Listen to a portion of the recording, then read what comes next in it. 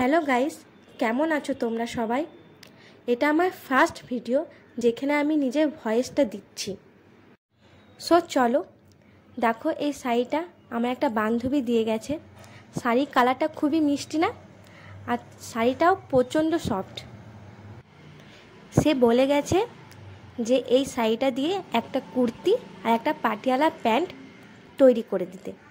সেজন্য আমি দেখো এখানে পাটিয়ালা প্যান্টের জন্য প্রায় 3.5 মিটার কাপড় কেটে নিচ্ছি। পাটিয়ালা প্যান্ট যদি ফোল্ড না হয় তাহলে পাটিয়ালা প্যান্টটা দেখতে ভালো লাগে না।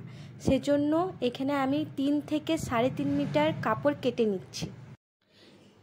এরপর আমি প্যান্টের মুহুরিতে শাড়ির যে বর্ডারটা ছিল সেটা লাগিয়ে নিচ্ছি।